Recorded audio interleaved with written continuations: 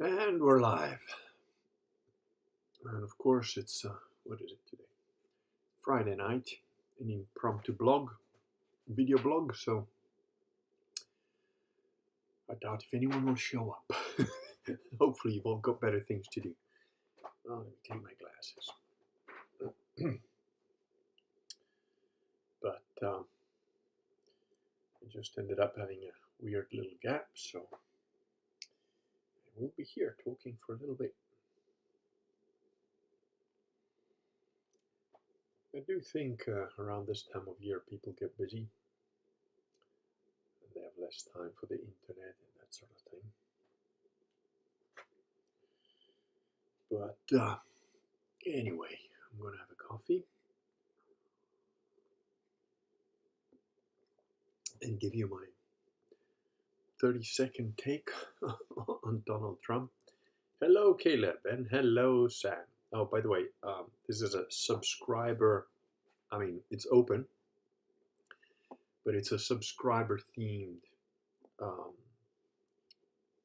live stream. So any of you guys that are subscribed, if you want any topic you want to talk about, you just put it in the chat, and we'll talk about that. Hello, Greener Shade RC. I am fueled up with a giant coffee espresso thing. Oh, my audio is lower than usual, is it? Let me just see if I can't. Is that any better? Is that better? Maybe a little bit further away from the mic. Sam, any difference? Unless the this. Oh, okay. I'm gonna tell me if I'm doing test 1, 2, 3 and test 4, 5, 6. What sounds better, 4, 5, 6 or 1, 2, 3? No, nothing. That is weird. Unless something's happened to the microphone. Built-in microphone. Right, let's. I've now raised it. It should be louder. I don't know what is going on. If there is something. Just re-plug it in. Okay, 4, 5, 6 is better. So that's maybe what happened. Oh, I think maybe when I grabbed the mic, I accidentally flicked a little switch there. Is this back to sort of how you guys are used to having it? Hopefully that's okay now. Better doesn't mean good though. That's well, I got the microphone at 100%, so hopefully it's all right, because it can't go higher than that. And I've got the audio here 100%, so either I'm blasting your eardrums or that's as good as it gets. I'm not sure why that should be, other than, I don't know, microphones dying on me. The CIA is really going flat out after they hacked the blog. Yeah, let me know if it's if the sound is terrible. See, I'm not going to start drinking. See, I've got the coffee here, which is a nice espresso, gigantic Americanized espresso, and this one is a Venetian Merlot, which is actually, I have about a half glass a day or so between lunch and dinner, but I skipped lunch today, so, and I've just eaten. Not entirely better, but good enough. Okay, let me replug this. Hold on. That's bothering me. This is without the microphone. Let me know if that's any good. That's a 0. And let me plug this back in sometimes. There, that's with the microphone. Nothing here has changed. All this should be the same.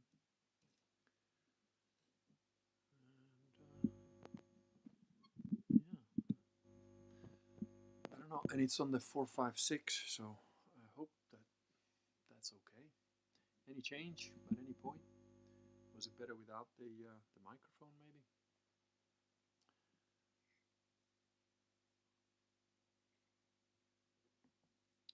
anyway, excellent without the microphone. The microphone. Is that better? Better than with the microphone. Well, that just goes to show everything's gone to shit. It's been a hard few weeks, really. So this is just par for the course. If it's better without the microphone, we go without the microphone. Oh, wait a second. That's probably why. System audio recorder. Okay. Sorry, guys, but since there's only like 4 of you at the moment, I'm just going to try one more thing. Is this any different? This is no built-in microphone. No, that won't have done anything. So operate without the microphone and makes my life easier actually. So okay. So I'm confused now. Is it? Oh, it's better without the mic. I'm hoping. If it isn't, let me know. Sam is my audio guy today. Anyway, back on track. So if you're a subscriber and you've got a topic you want to talk about, shove it in the chat and then we'll do it to death. Otherwise, I'm going to give you my 3-minute take on the whole Trump thing, which I put on the blog. By the way, I'm guessing all of you guys know that the blog's been hacked. So I should probably... Oh, no, I did. In the notes, I've put where the Substack... I blog on a Substack now for a few weeks while they... nothing's lost on the blog, but there were some blog posts that were deleted by the hacker. You know, he was in there for months and he was like doing all sorts of things. So we're putting back in the blog posts that he deleted, and then I'm gonna, when the blog comes back up, I'm gonna do like a little highlights of this is the stuff they don't want you to read because that's the stuff that they had deleted. So you'd write a blog post and it'd go up, and then like a week or two later he'd go and delete it so other people wouldn't be able to link it. Then he delinked anything to do with Catholicism. He completely delinked so that, you know, on my blog, when you write a post, there was an automated feature that basically would bring up any related posts, but anything to do with Catholicism he delinked. So that's interesting. You know, and then I'd started blogging about those theoretical models of society, you know, like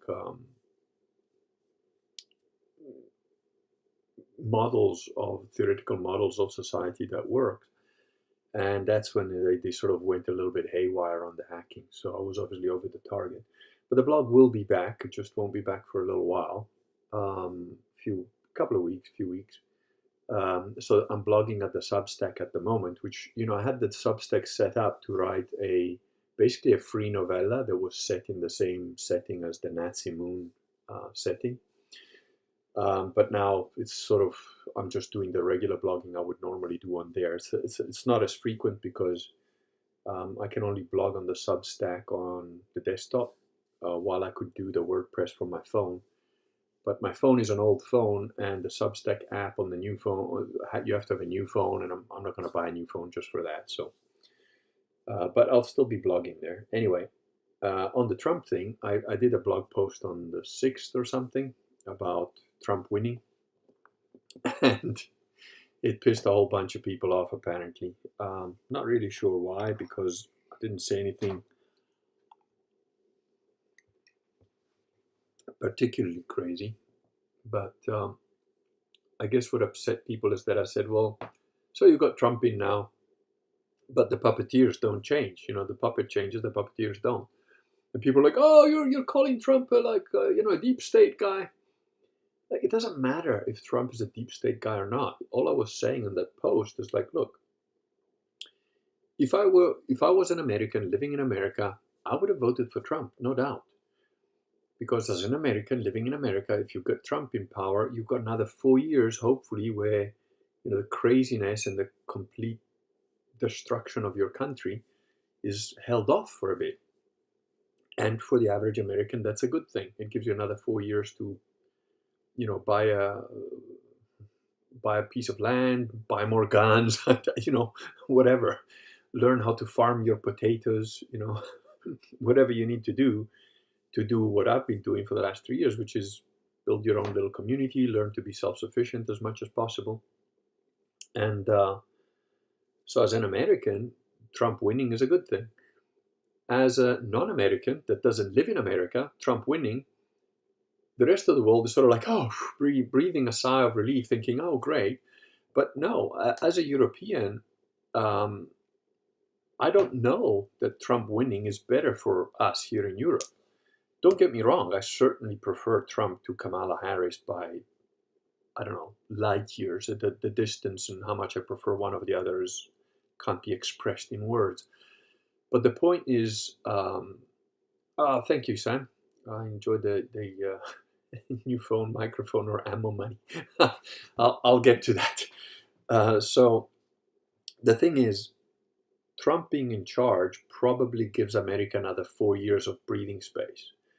And hey, if a miracle happens and he clears the swamp and Elon Musk turns it all around because of what happened to his son, and like he had a road to Damascus moment, and so did half of his cabinet, and they decide to like really go after all the blackmailers and pedophiles in government, which I don't see how that would happen without that being a massive, massive thing that made the Spanish Inquisition look like child's play.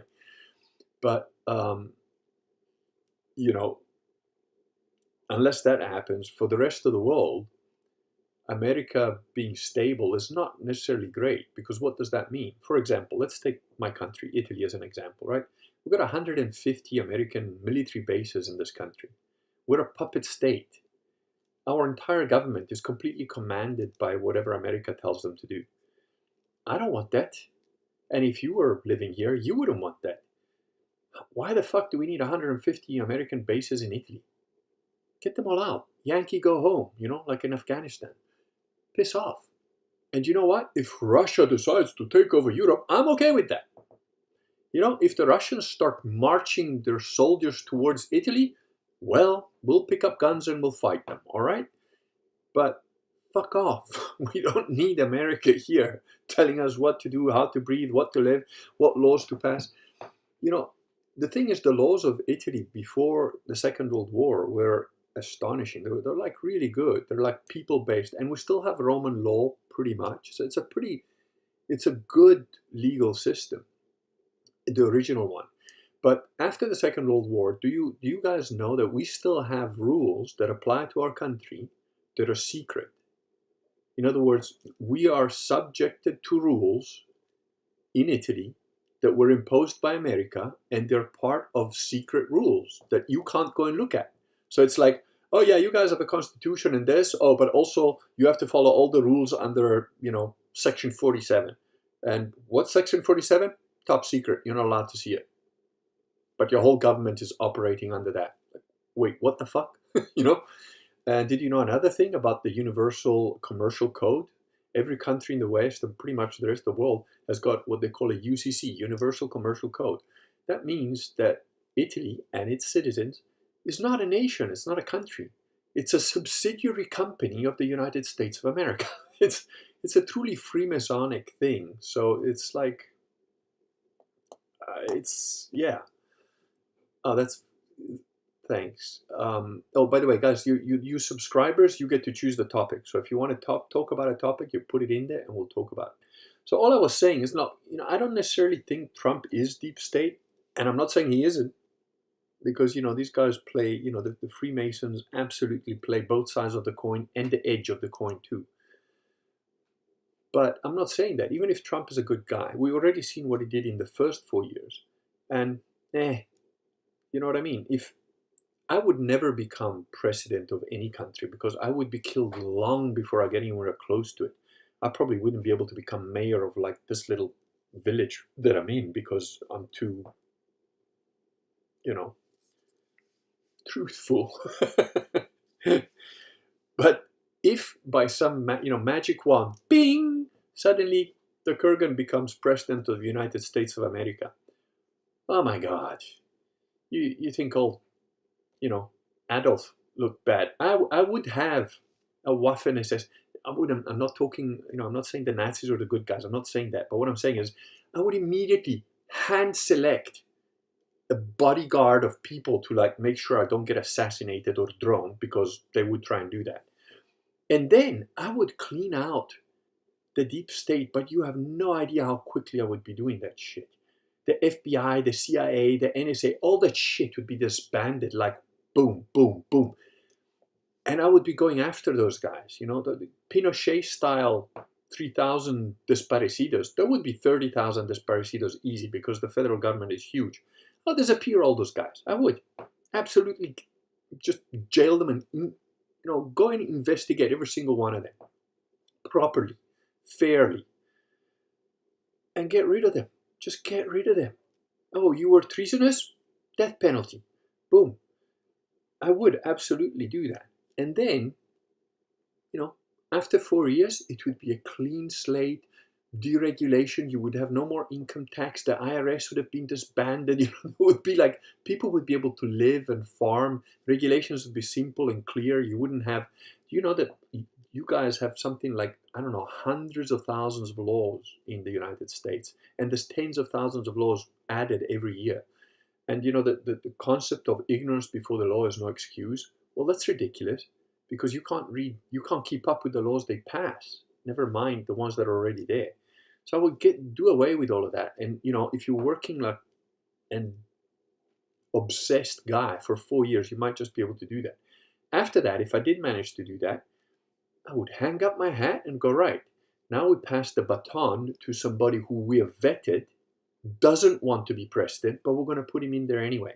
Because anybody that wants to have that power, they're not the right person for it. I don't want to be president. I don't want to rule anything. But you know what? If you're going to keep persecuting us and trying to kill my kids by making them eat insects and whatever, fuck you. Then, all right, I'm going to become not president. I'm going to become an autocratic, absolute, benign, for the right people, dictator. You bet.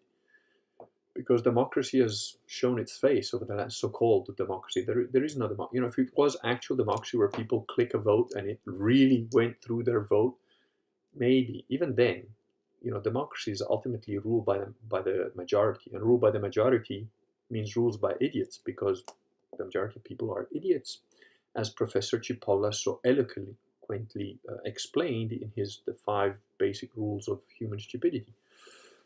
So, all I was saying about Trump is like, it doesn't matter. Even if he were a good guy, he definitely didn't do the Inquisition he should have done in 2016. He definitely didn't do what I would have done if I were him in 2020. When like, oh wait, you've just like faked the election, you've stolen, you added in a fake 20 million votes. Nah, we're not going to do that. We're just going to get the military in, and we have a clean out. That's what he should have done. Maybe it's not possible. Maybe he was scared, whatever. I don't know what the reasons are. But he's in power now, and if he doesn't take these 4 years to clean a house, I don't know what will, And I don't think he will. That's the problem. So all I'm saying is the puppeteers are still the same guys. Who runs America? It's not Trump. It's the bankers, it's the Rothschilds, it's the guys who run the Bank of International Settlement. Go look that up. BIS, Bank of International Settlement. Go look it up. They've got their own laws, their own police force.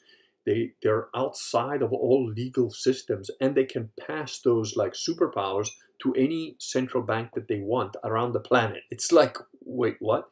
And they create money out of thin air, which they can then give to whoever. That's why I keep telling you guys, you need to like get rid of fiat money. You need to be able to exist without fiat money. That's the main aim. And you got to do it in a little scale, because every guy that tried to like get rid of fiat money, like Gaddafi and Saddam, even all those people, they end up having their country like bombed to crap, and they get killed. So now to go through the super chats here and the general chats. Sam Setter donated $10. Thank you very much. I really appreciate that. What I will be using that for, probably to do the olive harvest. Now, I had booked these people to come in to help me with the olive harvest, because it's just too much work for me to do as one person. You've got to have these nets that are like 30-40 meter long nets to lay down, and then you got to have like some machinery to like shake the tree leaves to get the olives to fall down and that. And I don't have that equipment. I can't really afford that equipment right now, so I need to hire other people to do it, and I pay them on the basis of what they collect. The guys here, they usually take some of the harvest, or you pay them in cash if you can, which it's difficult for me right now.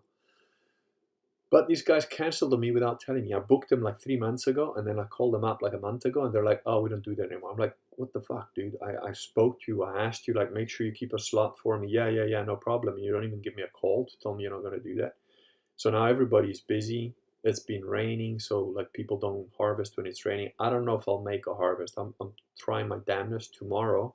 A really good friend of mine, awesome dude, is going to come and help me clear the, because also we'd cleared the field, but then it rained, and all the bamboo shoots and the brambles and all that crap it's back up waist high again.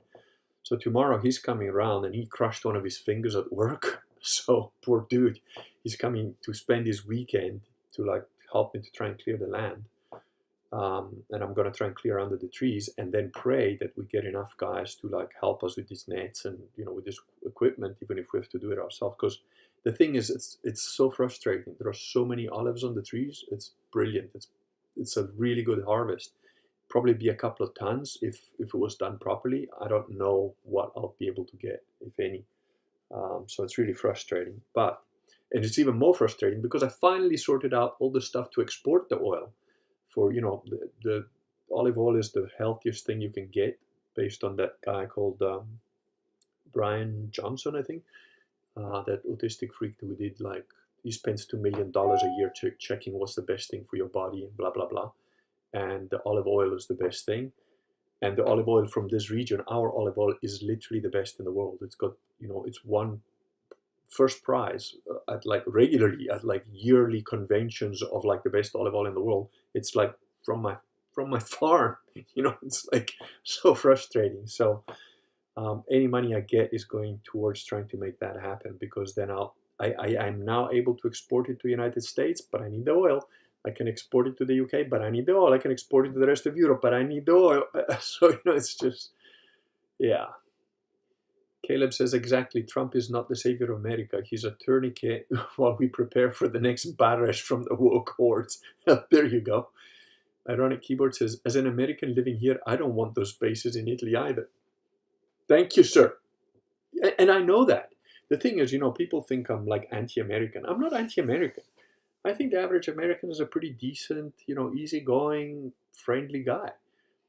The unfortunate thing is that the Americans are probably amongst the most brainwashed people on the planet, excepting maybe North Korea or something like that. And you guys don't realize that, because, hey, America's great. America, yay, fuck America, yay. Why? Because America's polluted the whole planet with its zeitgeist. And its zeitgeist is basically gay and fake. Sorry to say, guys, it's not an indictment of the average American. It's an indictment of the people that rule your country, which, by the way, are not even American for the most part. So, Caleb says, Caleb agrees with Ironic Keyboard about him not wanting bases outside of America either. America is officially listed as a corporation, not a government or nation, etc. Exactly, yes. Most people don't know that. It's very interesting once you look into it. And that's where, by the way, those crazy guys that are like, oh, I'm a sovereign citizen, that's where they come with it, which is great. In theory, those guys are right. In practice, Mao Zedong said it best. All politics comes from the barrel of a gun. The only rights you have are those rights that you have enough force to protect or enforce. That's it. That's life on planet Earth. Cooper Chauvin says, Hail Kurgan, are you planning to figure out sending olive oil to Canada?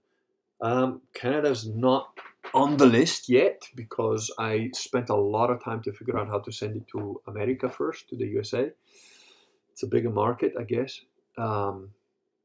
But I'm guessing that Canada's probably similar to the USA. So it's something we can look into. And it might be easier to ship it to Canada from the USA. I don't know. So we'll have a look but it's not a priority right now. Priority right now is getting the oil. Peleo Asturias says, we Americans are as occupied as you are. Oh, I absolutely agree with you. Those of you that play role-playing games and that are my age and that used to play paper role-playing games, which, by the way, Cooper Chauvin had a little online game that I did for you guys. And I think he's also bought the Surviving the Current Zombie Apocalypse. If you've never played pen and paper role-playing games with a bunch of friends sitting around the table, please do so. It's important. I used to blog about this at the blog. The blog's down now, so you don't have those references. But there's a reason that like militaries role-play scenarios. And role-playing Surviving the Current Zombie Apocalypse, that's a role-playing game that I built. You can get it on Amazon. It's a full-color paper book. If you just want the PDF, which you can print yourself, you can go to my ebooks site, which I think I list in the Substack stuff, and buy the PDF there. But try and play role-playing games if you can. But the point is, in Traveller, which was a space-based role-playing game, there used to be there's like codes that were for each planet, and it told you like the size of the starport, the population, the law level that they had, and one of the hexadecimal like symbol. Hexadecimal means you count instead of base 10, you count in base 16. So after the number 10, it would be like A, B, C, D, E, F, G, and then it would like go 10, 1, 0. It was like 9, then A. A was like for the 10, B for 11, and so on. And only when you got to 16, it was like one set of 16s and zeros. So there was this code for what type of government the planet had. And there were like amber zones and like red zones. Like red zones you couldn't travel to. Amber zones were like considered dangerous. And then it was like the type of government. Some governments were like balkanized, so it's kind of like Earth, right? Lots of different countries. Some of them were religious oligarchies or whatever. But there was one that was like captive government. In other words, like the Imperium was like basically blockaded the planet, and it's under another rulership. So the people of the planet are like trapped by whoever's ruling over them. Yes, the whole of Europe has been colonized and occupied, and so has America. The whole of America is colonized and occupied by people and entities and powers that don't care at all about the interests of America. They do care about the interests of a small country in the Middle East, which is currently killing a whole bunch of people, women, children, indiscriminately. And nobody's saying anything about it because, well, the media is run by the same people.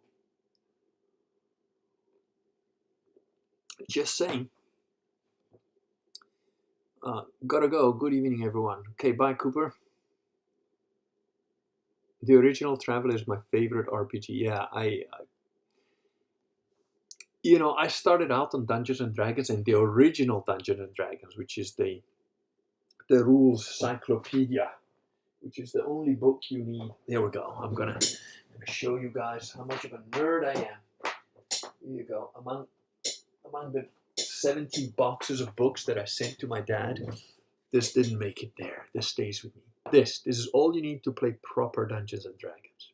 You can still find them on eBay or whatever. You can find PDFs of it. That was... I'm still quite attached to playing. Yeah.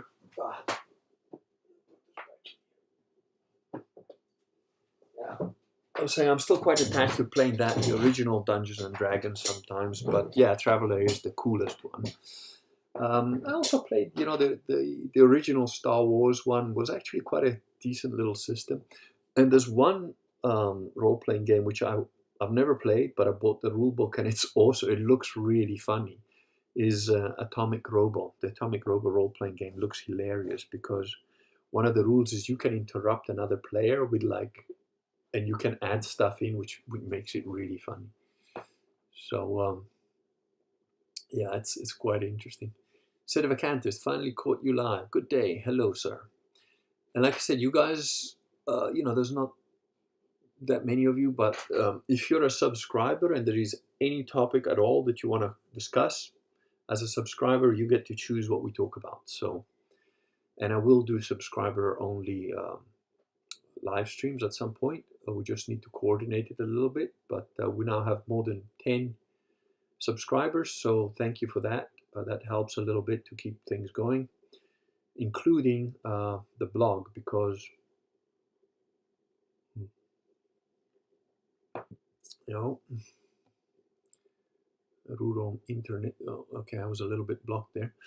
Yeah, but when the blog does go back up, we're thinking of possibly having a different host, which is going to be a bit more expensive. So, and the guys that I was using to host the blog, they doubled their fees just out of the blue without saying, literally doubled their fees. And it was like they didn't fucking say anything. It was just like, wait, what? Why are you taking that much money out now? And their service has been pretty shit. Their security is pretty crap. Their service has not been great. So we're thinking of switching. So that's going to be even more expensive. We're thinking also going to service providers and host providers that are very good about having free speech type stuff, you know, although as you guys know, I don't believe in free speech, but you know, people that let you say what you want without like canceling you or whatever. In a sense, are all Palestinians Amalek now? According to Netanyahu, you know, I don't believe that that's real. That's just an excuse for them to genocide people.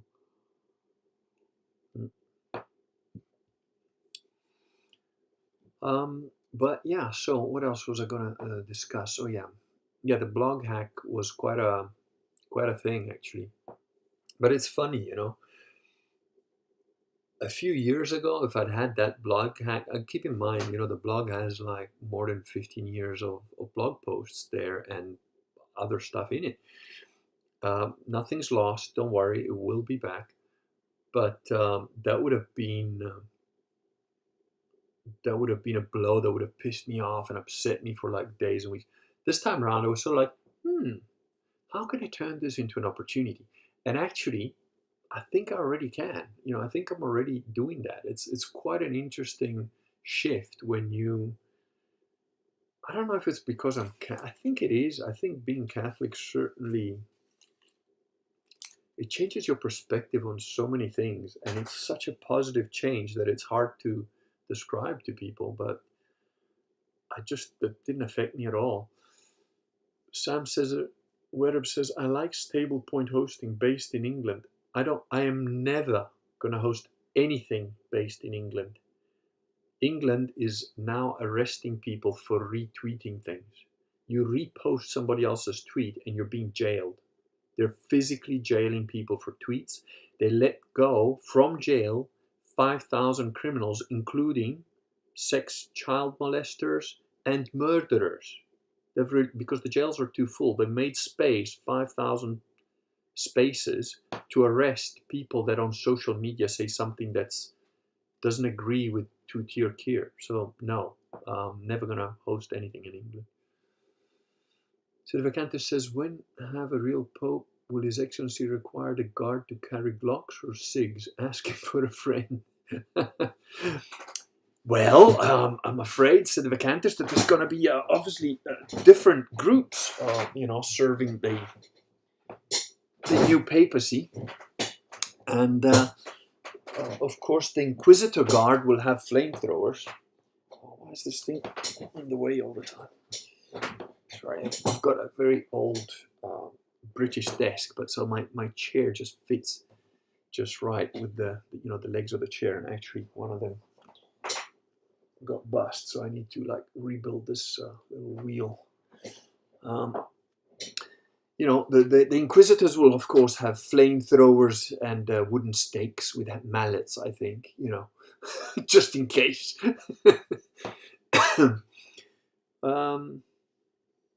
I don't know, I'm thinking that it should be something more dignified and none of this pray and spray crap, you know, that we wouldn't be doing that.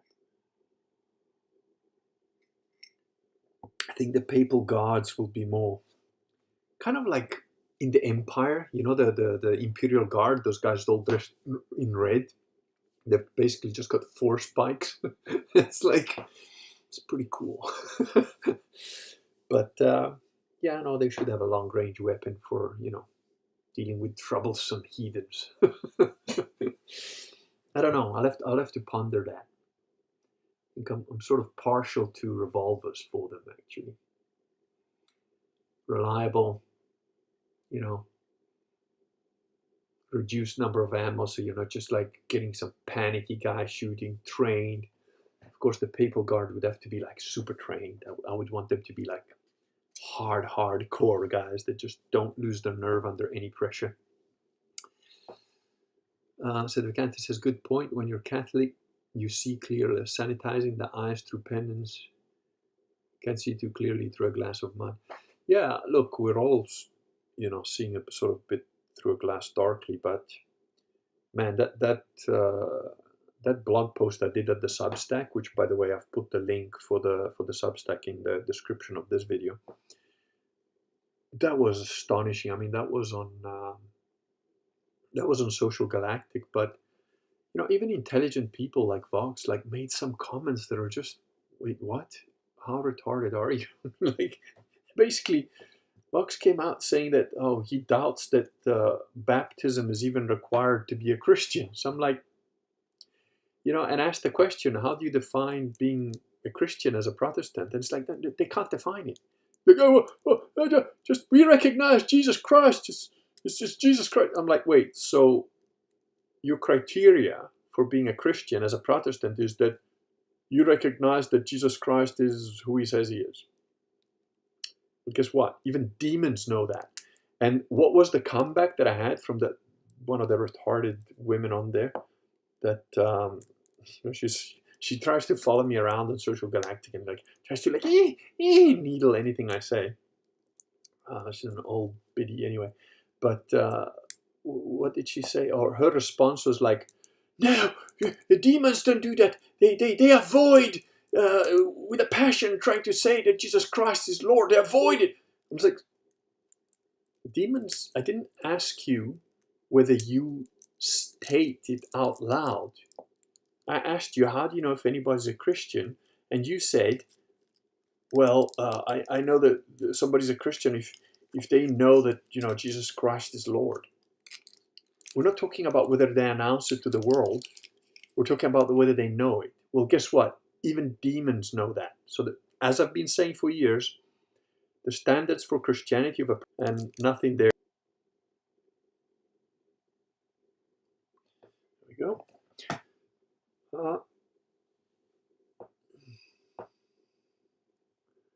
So let's see. There's the chat as well. Cool. Oh, we've lost some. It's interesting. We've lost some chat. Susan watches it from below. I agree with you, Servacantis. That's what took down the stream. Ironic Keyboard says, I never talk religion on Social Galactic. It's pointless. I know what you're saying, but it's not pointless, because I'll tell you a little story about the dread ilk that follow Vox Day and blah, blah, blah. They used to have a Facebook group called the Dread Ilk, which was created by the guys who read Vox's blog. Now, one day, you know, I used to comment on Vox's blog and whatever after I sort of found it in 2013 or 14 or something. And randomly one day I just found myself added to the group. I didn't do anything for it. Marco had thrown me in there. And then in, you know, 2017, I got baptized and became Catholic. But before that, I was already like well on that road, let's say. There wasn't a single Catholic in, not a Sedvacantis. There were like some Novus Ordo pretend Catholics in the group, but only 1 or 2. Anyway, and I started like, you know, just pointing out a couple of things, and I'd have to shut that down. Shut that down. Okay, there's nothing else running. shut that down. So anyway, I used to have these arguments online on Facebook that some of them went to 1,200 comments, and it was like, you know, the Kurgan versus everybody. It was me versus everyone else in the group, pretty much. Then eventually the Facebook group got taken down by Facebook. They just disappeared. They just destroyed it one day. It was just like, boom, gone. It's just like, wait, what? We'd also started to like do little raids from like one Facebook group. We'd join other like random groups of like woke stuff, and then we'd like start doing these questions and be like 4 or 5 of us, and eventually we imploded.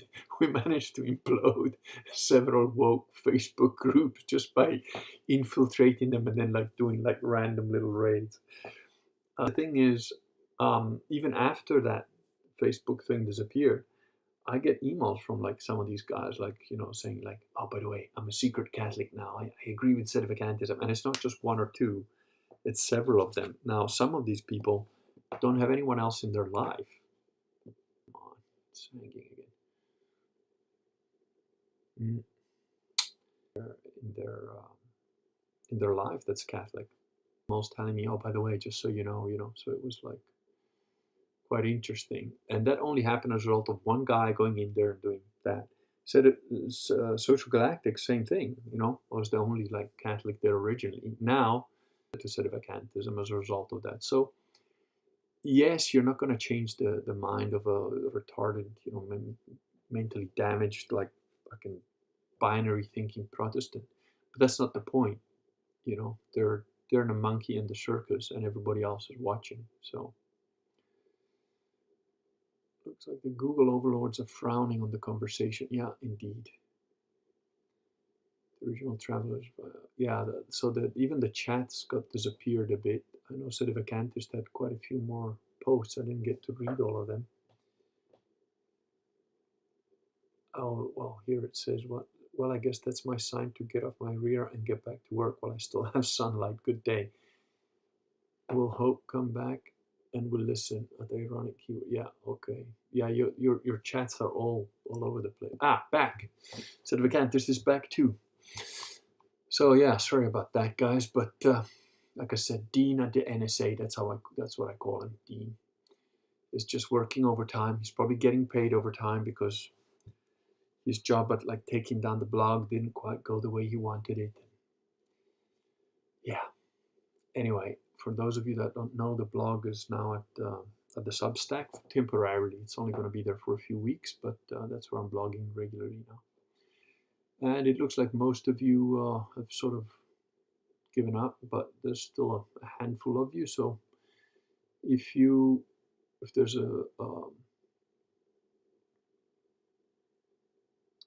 oh yeah, Sedevacantist, you were saying that you've got a guy working on our handheld anti-drone lasers. Send blueprints, asking for a friend. So yeah, working overtime because Trump isn't going to tax overtime. Okay, cool. Yeah, why not? Oh, you mean Dean at the federal government? Well, I hope Dean gets thrown out of a job. He's probably working for the FBI. You know, it's government work. Yeah, all your chats here are all completely out of order. So I'm trying to see if I've missed anything. Still here, Sam says. Yeah, okay. Trying to, and slowly your chats seem to be appearing again. Oh yeah, I was talking about the Social Galactic instead of a cancer. Says, come on, Vox. Signs of the cross from handheld flashlights will protect us from the demons and their fake Judeo-aliens. Okay. That was interesting. Yeah, so triggered too many ins demons and the algorithm knew. Yeah. Let's see if I'm having to read through them all quickly just because some got disappeared and then they're popping up randomly in other places.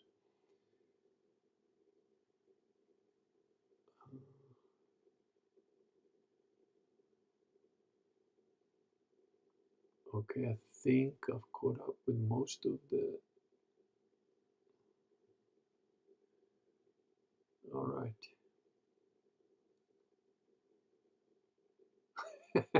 Mostly peaceful, safe, and effective handhelds. Yeah.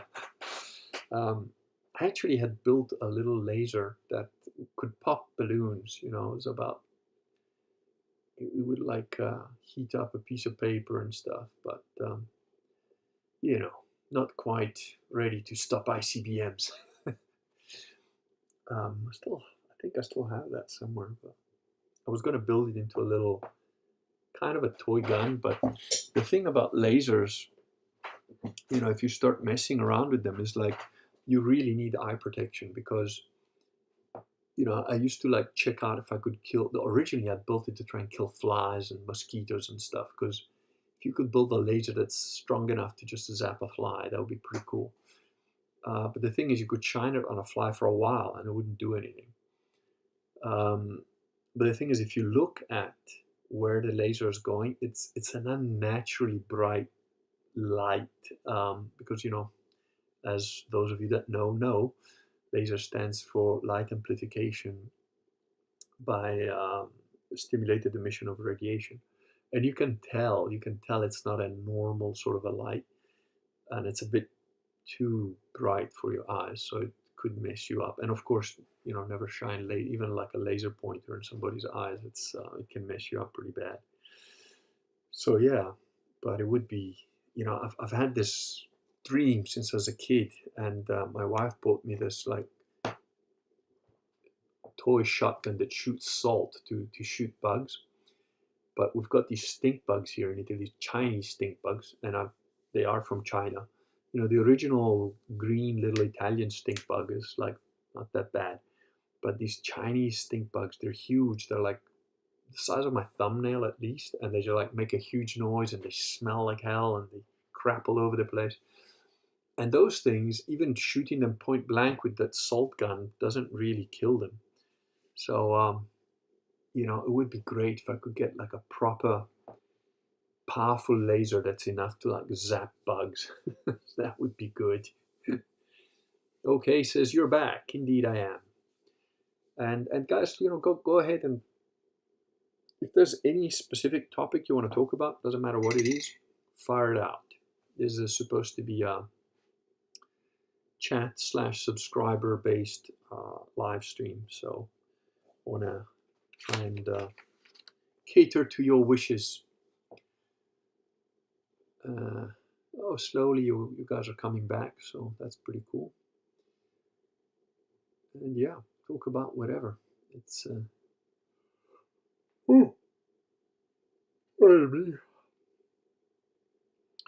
what else? What were the topics I was trying to discuss with you guys? Okay, you're coming back in force slowly. I forget what else I talked about the olive oil. I talked about the quite a lot of stuff actually that I was writing at the blog. I was getting into a more developing quite a bit more of the theoretical models of society. And I think that's why they took me down, because those were some of the things that were like hitting, you know, targets right on the head, and that's why the blog got hacked. But it will be back with nothing is lost, nothing will be lost, and it will be back in due course. What about vinegar? Does that keep them away? I mean, I haven't found anything that keeps them away, but also, you know, I don't really want to have my whole house stinking of vinegar. That's not really a solution the way I'm seeing it. Um, and since I'm a kid, I've always wanted this like gun with like a giant scope on it that you can like, you know, so you could hunt flies like you hunt buffalo sort of thing, you know. So it's like gives you a really zoomed in thing where you have to like, where is the heart of the fly? You know, and I think they've got a couple of hearts. So you'll have to shoot it like in the right spot. You just drop it dead, like a super tiny bullet or a laser. You know, pretty sure that if you made it small enough, you know, if it was like a tiny enough thing, you could probably make a laser powerful enough to like actually take out bugs. Sedevacanthus says, after hatching 18 chickens from my own non-homogeneous flock of 7 battle bigot roosters and ladies, it seems I have 10 more warriors. Should I A, harvest them, or B, send them to a rooster sanctuary? Sell them. Give them, sell them to people who also need roosters. And if you are a neighbor, I'd definitely buy a couple of you. I still need to set up my chicken coop because I want to do the harvest first, and then I can concentrate on that maybe over winter. I hope I get this harvesting. So yeah, any any subscriptions and super chats are going towards that at the moment, because I will have to pay somebody to come and help me. I can't do it all by myself. But there's 400 trees that I have to clear. It's just, never mind. I don't want to think about it. Tomorrow, pretty early on, a good friend of mine is coming. He's very good on the tractor. He's going to operate the tractor, and I'm going to try and clear the trees as much as possible underneath, because you need to do that in order to put the nets down properly. It's going to be back-breaking work, but has to be done. So, all right. Well, guys, I'm pretty much not necessarily out of topics, but out of the topics that I selected. I was also toying with the idea of it's just going to be busy for me now until December, pretty much, maybe even early December. But I'm looking to do more online stuff, maybe get the blog back up by December, and do more live streams. Over winter, I'll have a bit more time because it's getting cold now, as you can probably tell from this. But I haven't started using the wood stove yet to heat the house, because I'm trying to conserve it a bit. My wife wants to try and cook with the wood stove as well this year, so that would be pretty cool because it would save on gas as well. And we're going to see how much I can make the gas last, because it's lasted 2 years, a full tank. But I want to try and stretch it to 3 years, and we're really only using the gas for cooking. So if we can spend a few months of the year cooking on the wood stove, that will probably get us to about 3 years of gas use. We just use the gas gets used for heating the water that you wash with, like showers and stuff. The hot water out of the tap sort of thing, and the stove to cook. So we're doing that, and over winter I'm going to try and build a little bit of a gadget to help with the electricity that boosts the electric. We need about 50 watts to run the pump of the wood stove that circulates the hot water throughout the radiators. That's to heat the house. Then I've got this internet, and this computer is all hooked up to its own antenna for the internet, separate from the other Wi-Fi. And that's all on a USB. So this computer, the internet up there, and that's about it. Is on a separate sort of feed. And really, in case of the apocalypse, you want to be able to run your fridge, ideally your oven and your washing machine, at least one of them at a time, if not both. You need about 3 kilowatts really to sort of operate the house normally. You'll probably get away with about 2 kilowatts to just, if you're doing things a bit more carefully. But I want to see if we can reduce our electric bill, if not go completely off grid. Going completely off grid costs a lot of money, which I don't have.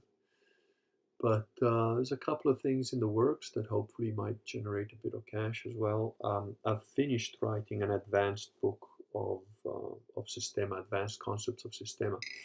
But I'm putting together the videos still. There's about 10 videos that I want to put together with the book. And also because the blog's down, promoting that's going to be a bit more difficult. But I'm trying to get that out before Christmas, hopefully. That's about it. Unless you guys have anything more that you want to discuss with me, throw a couple of comments in there. Like I said, any topic, free topics, you can discuss any topic. We'll talk about it. I'll hang on for a couple of minutes for you guys to come up with anything you want to talk about, or questions, or whatever.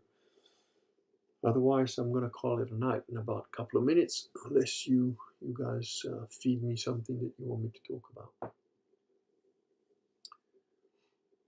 Also, I've done my half glass of Merlot, and I've done my coffee. So unless you stimulate my brain, I'm going to go and do something else in a minute. Yeah. Oh, it's getting quite late as well.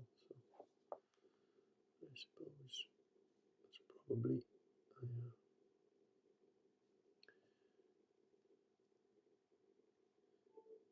I don't know, maybe there's also a delay on the chat, so I'll wait a little bit just in case.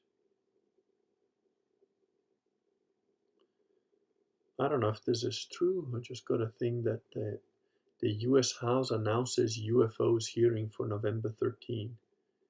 Committee on Oversight and Accountability. I don't know if that's actually true or not, but interesting. Looks like they're just skipping over the whole asteroid agenda and they're going straight to the fake alien invasion, as Werner von Braun mentioned. What is this? Sorry, that's like bells of Notre Dame Cathedral.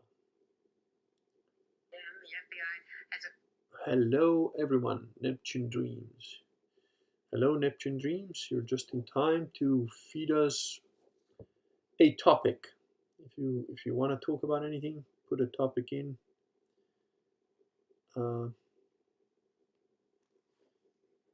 And we'll talk about it. Otherwise, I'm gonna call it a night in about 20 seconds or so.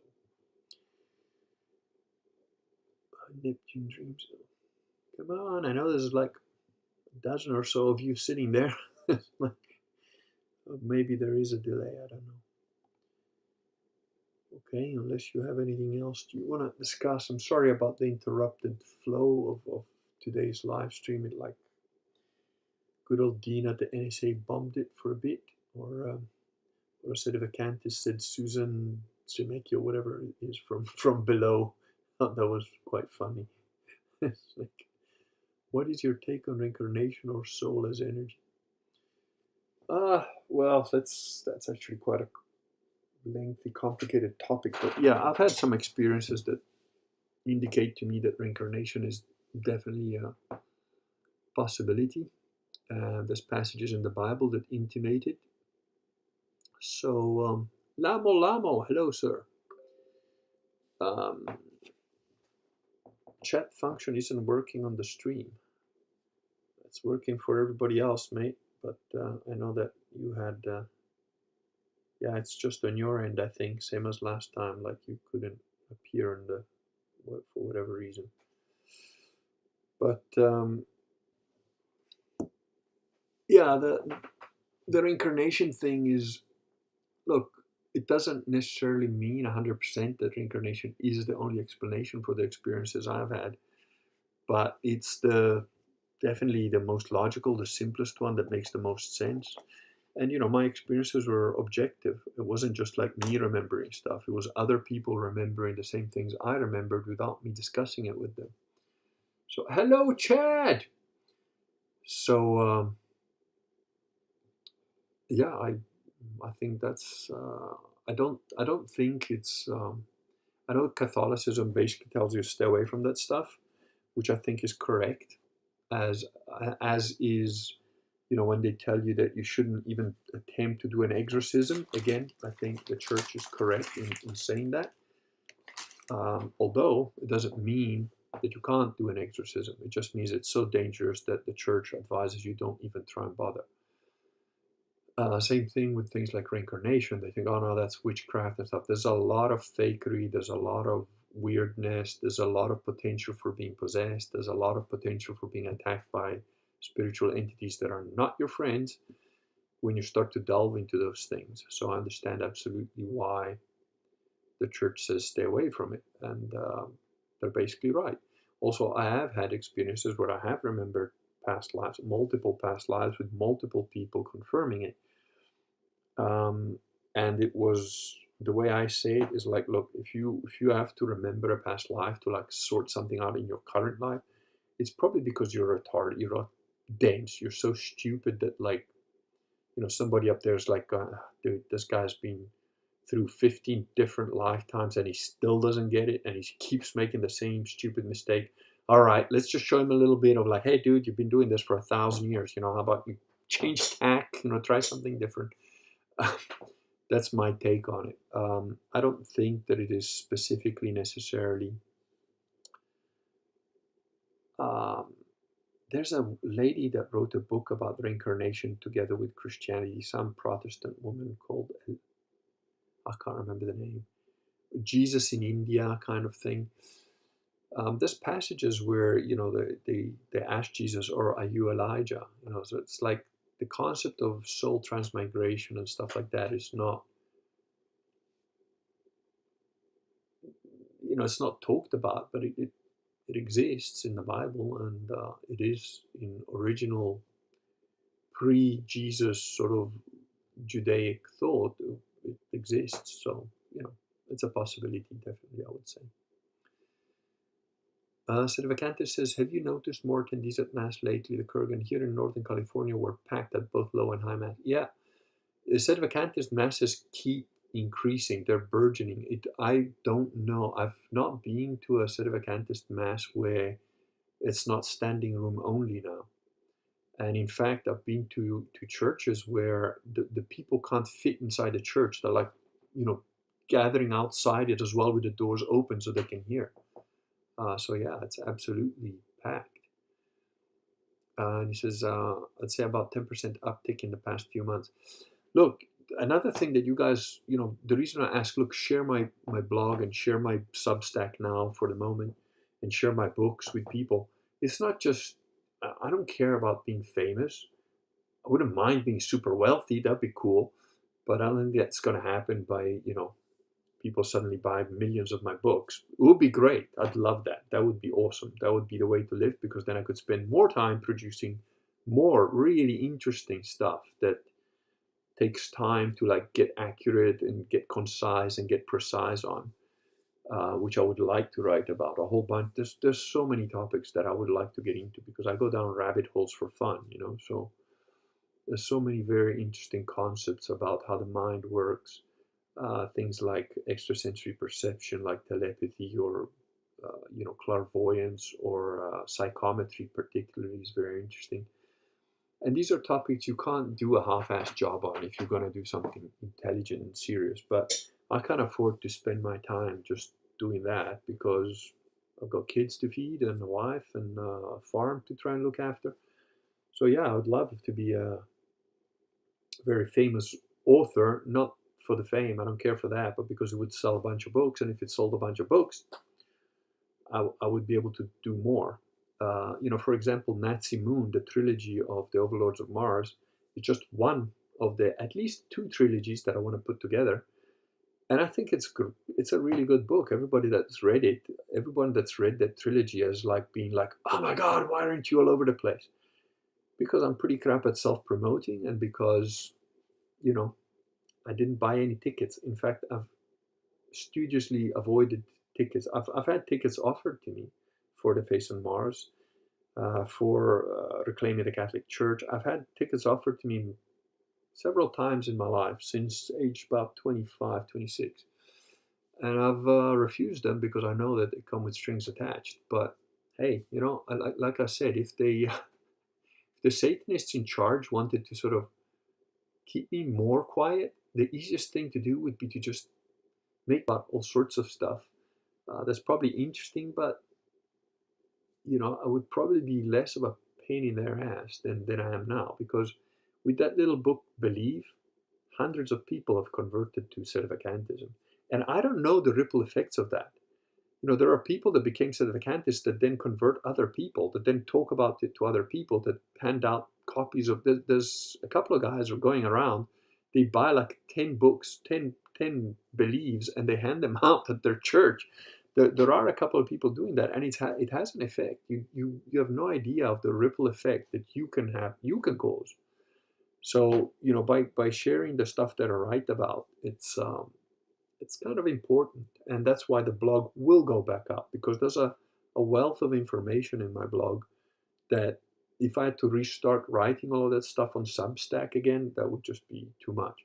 And in fact, I don't want to stay on Substack for too long because I don't want those blog posts to then just be sitting in a little vacuum there. You know, when the blog goes back up, I'll probably put a link somewhere saying, hey, by the way, the blog posts between this date and this date are over here, so that people can go there. But you know, I don't know. Maybe I'll have two blogs. Maybe I'll go back. The Substack will go back to just the fiction stuff, which was originally what it was there for. I don't know. I'll see.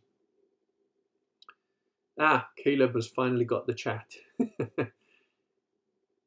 And Caleb says, yes, I've been to a couple of masses that were packed. We have a small mission and I've had to start offering 2 Sunday masses over the last year or two. There you go. Neptune Dreams just became a member. Thank you, sir. So you get to pick the topics now. What do I think about time travel? I don't believe in it. I've written about that in The Face on Mars, by the way. The reason I don't believe in it is because, yes, I know that theoretically with wormholing you can do that stuff, blah, blah, blah. But, okay, when I say I don't believe in it, let me qualify that a bit. So when I say I don't believe in it, I mean you physically walking through a wormhole and appearing, you know, in your past so that you can become your own grandfather or whatever, you know, one of those like Back to the Future type stuff. I don't believe in that version of time travel. What I do believe in terms of time travel is, for example, timeline therapy and hypnosis, because I've done it a lot and I've seen the effects of it. And more than that, if it was just a hypnosis, I'd be like, But I'm one of the only people on earth that has probably read just about everything that Milton Erickson has written, which is about 20,000 pages of stuff. I had a period of like 4 to 5 months where for 8 hours a day, I was just reading Milton Erickson stuff. I had a job that allowed me to do that. And I'm probably the foremost guy on earth right now that understood what Milton Erickson was doing. Milton Erickson, in one of, you know, it's something that I don't know anybody else that knows this, okay, because nobody else has read that much of his stuff. But Milton Erickson did an experiment over a period of something like 30 or 40 years. That he did this experiment over 30 or 40 years, and the conclusion of that experiment is about 1 page long, 1.5 pages long. And he doesn't tell you what his opinion is. He just gives you the results. So he's done this experiment sort of in secret without telling people really why he was doing it for about 30, 40 years. And at the end of that, he put like a 2-page summary of the results. And you have to understand what he was doing, and you have to understand hypnosis really well. And you have to understand a little bit how Milton Erickson thought in order to understand what the experiment was about. And then when you read that conclusion, it will blow your fucking mind if you understand all of that. Because he doesn't spell it out. He's not writing for idiots. Keep in mind that Milton Erickson is the guy that convinced the world that you can't hypnotize somebody to do something they don't want to do. He convinced the world of that because he was a very ethical man. He thought that only qualified people should be allowed to do hypnosis. But the problem is, hypnosis is talking. You know, in theory, I could be hypnotizing all of you right now. I'm not. Relax. If I were, you'd be buying a shitload more of my books, I'll tell you that much. But the thing is, he was a very ethical man.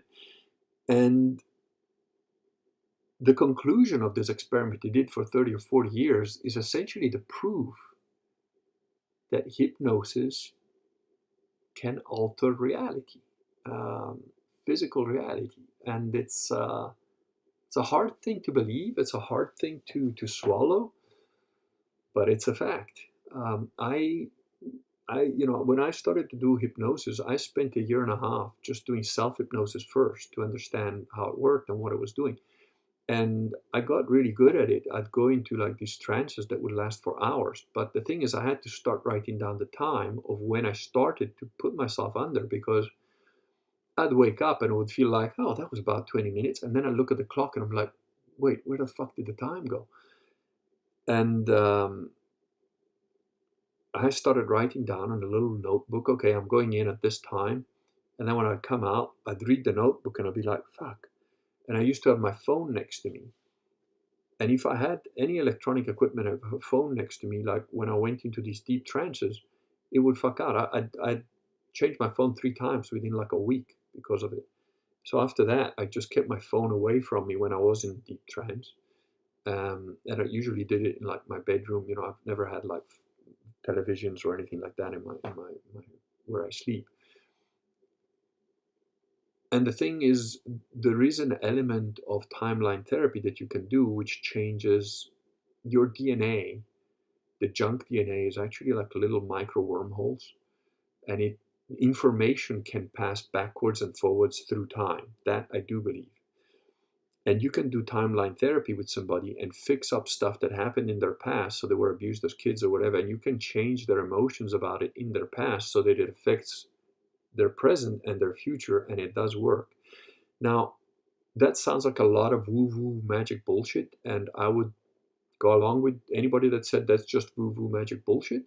I would go along with those guys, except that I'm familiar with the work of Peter Garayev, who unfortunately passed away not too long ago. Peter Garayev was a Russian scientist that did incredible work. He sent me his monographs. They're in Russian, so a little bit hard going for me to read. But he talks about solitonic waves, which are time reversed waves in in scalar space. As you know, you're talking like high level physics that I barely understand, and I certainly can't communicate properly across. But anyway, he did physical experiments that I believe made sense, but I had no confirmation that what he was talking about was real until, by chance, when I was writing the Sistema book, I got in touch with Ronald McCratey, who was a guy who was doing, who he was hooking up like special forces soldiers to like all sorts of machinery to try and train them to learn how to do precognition because it saves your life. And so I'd emailed, and with my, I had a Russian girlfriend at the time, so she was translating some of the emails between myself and Peter Garayev. And then I emailed Roland McCratey, and he was like, he was responding. And then I mentioned Peter Garayev to Roland McCratey, and he says, "Oh yeah, I worked with that guy." We're like, "Wait, what?" Because yeah, we did the experiments. They're all real. They work. We did them at Stanford University, but we had to do it on a weekend because we were using laser interferometry, which is really expensive, and they kind of let us use the lab. But we couldn't register anything because it was just the two of us doing the thing, and it's absolutely true. Everything that he's talking about is real. I saw it in my own eyes. I'll confirm it to anybody. So that was my confirmation that what Peter Garayev talked about is real. And I had that feeling anyway, just because of the emails that Peter Garayev had sent me. He's just like sounds like a pretty straight, honest, like Russian dude who was so busy being a scientist, didn't even have time for the politics. Kind of like me with my books. I'm so busy writing the book or doing my own shit that like people don't even know they exist. But if you do find them, they're like, "Oh fuck, this is really good science fiction." And Peter Garayev is like that. It's like, "Oh fuck, this guy's a really good scientist." And the thing that he proved in his experiments is that basically DNA, that junk DNA, is a little wormhole, and it affects the timeline because he took seeds from Chernobyl that were non-viable anymore because of the radiation, and with the laser interferometry, basically took the information from valid, viable seeds, and then shown it onto these seeds that were no longer viable because they've been irradiated at Chernobyl, and they came back to being viable. They came essentially, they worked again.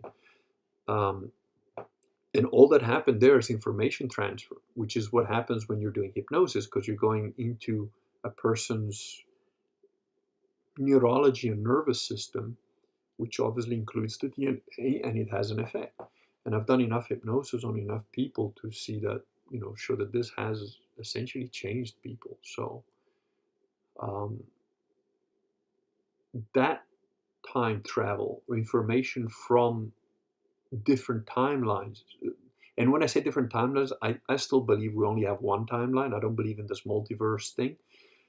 Uh, Again, another topic that's pretty huge, and I would have to qualify. But so I do believe, for example, that you could put your hand on an ancient building and get information from that about what happened maybe hundreds or thousands even of years ago.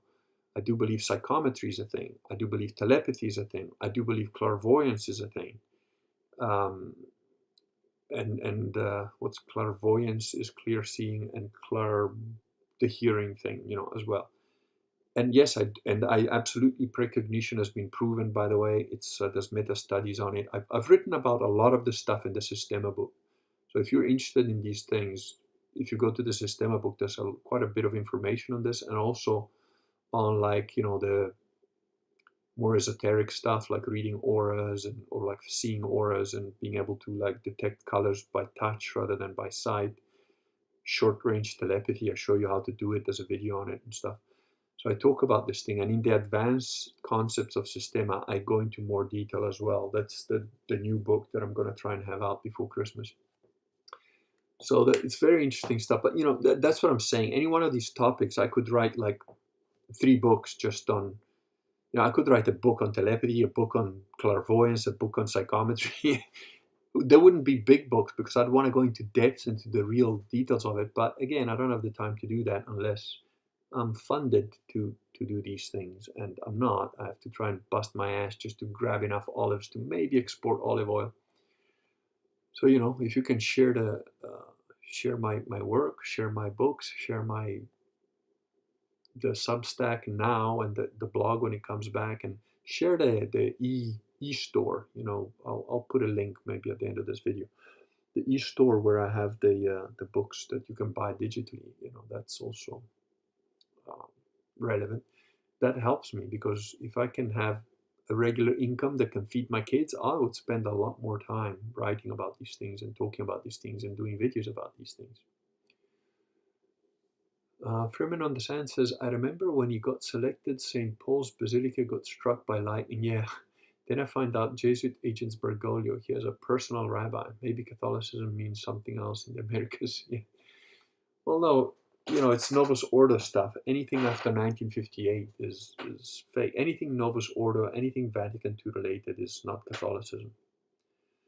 So Vacantis says, I'm spoiled, Caleb, and blessed exceedingly, but I live 1 mile from Father Zapp, leader of the Nine, and Father Larabi as part of Bishop Sanborn's mission. So fortunate to have daily Mass. Well, that's excellent. That's awesome. Caleb says, when I converted, that mission only had about 6 people attending every week. The COOF shutdown brought in a lot of people. Yeah, that's another thing. Sedevacantist churches are the only ones that didn't shut down during the COOF. Nobody talks about it. They'll say, oh, your Catholic Church shut down. No, Catholic Church did not shut down. The fake Catholic Church, the Novus Ordo, as I call them, shut down. Not Sedevacantists, not actual Catholics. And Caleb says, blessed indeed, I'm 1.5 hours from Mass. I only have the energy to go once every few weeks with my work schedule and farm chores. Yeah, I know the feeling. Freeman says, I'm told even marching is a form of self-hypnosis. My mind goes blank on long walks. Not marching, though.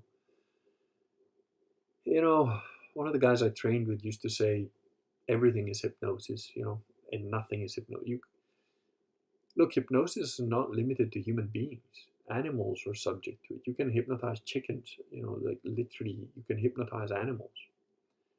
And there's different ways to hypnotize. It's not just talking. You can hypnotize by massage. You can hypnotize by speaking. You can hypnotize sometimes just by your presence.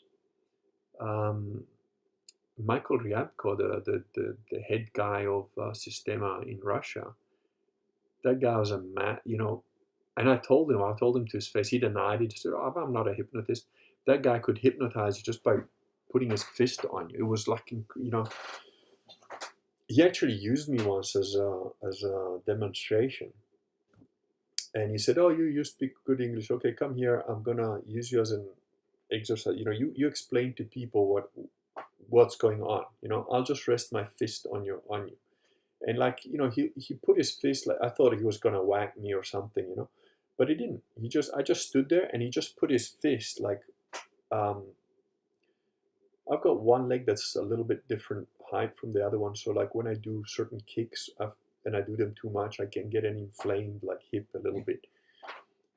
And Systema guys that are good, they can, without even thinking about it, subconsciously, they can hit you in the spots that you're weak at. I was doing this as well, and I can figure it out. Like when my wife's got a bit of a thing. She's used to it now, but like up until about even just a few months ago, she was like, how the hell do you know exactly the place to push that's like sore, or that's like I need, a bit of help with, or whatever.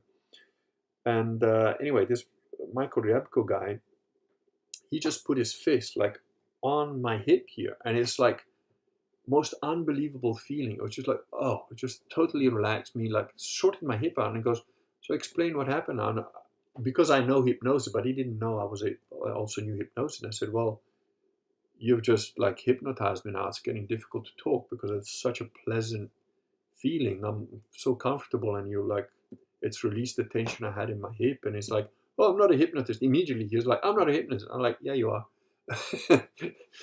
And which, by the way, played into other things he used to do and whatever. But yeah, and it wasn't just him. I mean, like I remember, like I had also some back problems or whatever, and I told Vladimir once on one of the classes when I was in Canada, and I said, yeah, I got a bit of a problem with my back. And he goes, oh, okay, let's just do the exercise. And one of the exercises was one guy lies down on his front, and another guy lies on top of him with his back, and like you use your own elbows and your own body to like, it's a little bit uncomfortable, but the reason they do these things is like to slide on, kind of crawl on top of each other, like back to back.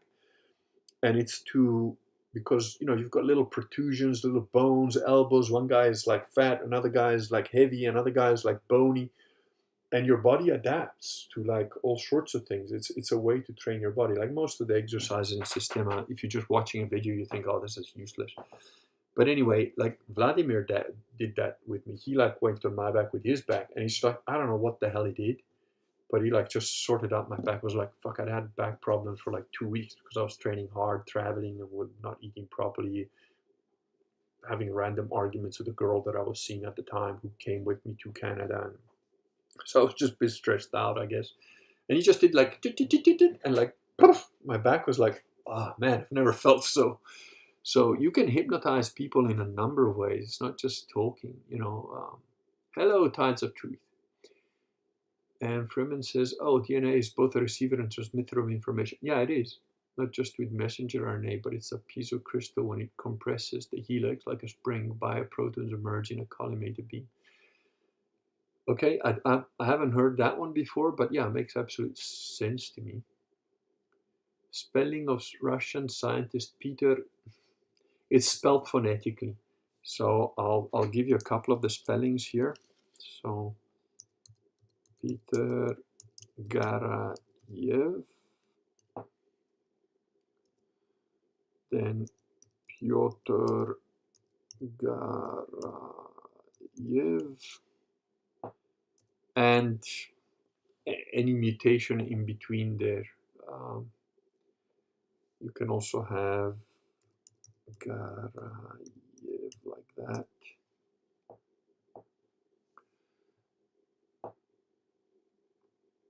Okay. Where are we? Okay. Caleb says, are there prerequisites to doing things like seeing, seeking auras, etc.? Well, yeah. I mean, I talk about that in the Systema book, and there's videos about it. There's also, if you're on Kurgan TV, there's a whole series there on Systema where I go into more depth about how to see auras and stuff. The main prerequisite, I mean, I've taught how to see auras to like hundreds of people. I used to do it as part of the Systema class, actually. And in all the time, there's only one guy that couldn't see it. Usually it takes 5 to 10 minutes. Some people take 20 minutes, half an hour. Some people have to practice a couple of days before they see it. This guy wouldn't see it, but he had it like stuck in his head, like with a hammer, that like, no, doing this stuff is witchcraft. He was like binary about it. And it's like, dude, it's not witchcraft. If you go to the guys who are really good at Systema, that like in the old days, back when it originally came out, they talked about this thing. When I first met Vladimir, he immediately told me, no, you come sit in my office, we talk for a bit. I was like, why me? There's like people that come from all over the world to see this guy. And as I sat down in his chair, I looked at him and I could see like 3 of these, like, they call them spirit guides. You call them whatever you want. But I've only ever seen one behind most people. And once a guy walking in the street. I saw he had two of them behind him. Vladimir had three, and I was like, "What the fuck?" And it's like, and he sat down and he said, "Oh, what are you looking at?" I'm like, nothing," because I'm like, I knew about auras and stuff, but I just met the guy, and he's this like Russian Spetsnaz dude. I'm not gonna fucking talk to him about auras and shit. He looks at me and goes, "Oh, you can see auras, huh?"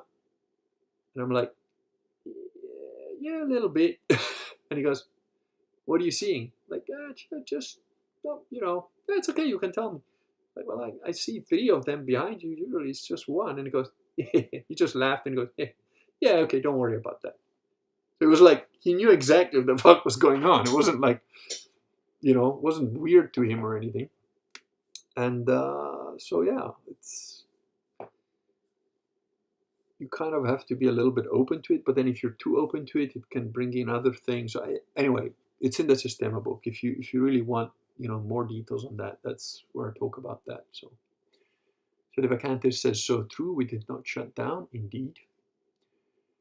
Times of Truth says, remember the anti-chicken mayor here. He ran for state rep and lost in the biggest blowout I've ever seen. He's done, lost. Good. Glad. Can you fight hypnosis? I believe you can. Yeah, of course you can. I mean, well, again, it depends what you mean by hypnosis, because there's all sorts of levels of hypnosis. And there is machinery that can cause you to become hypnotized or can regulate your brain waves. And this, I don't know how much that is resistible, because that is a thing. They can change your brain waves at a distance using electromagnetic fields. But yeah, I even before I knew anything about hypnosis, there was a hypnotist in South Africa, a pretty well-known guy. I think his surname starts with a V. One of his names starts with a V. That's all I'll say about it. But it turns out, I found this out later, right? Turns out the guy's a flaming homo. And as a kid, when I was young, like, when I was traveling on my own pretty much from age 16, I'd get approached by homosexuals, because I guess I was, when I had hair and whatever, I was pretty good looking or whatever, I don't know. But I'd get approached pretty blatantly. I'd have to tell people, fuck off. I don't go that way. So anyway, this guy, he used to do like hypnosis shows. He was quite well known.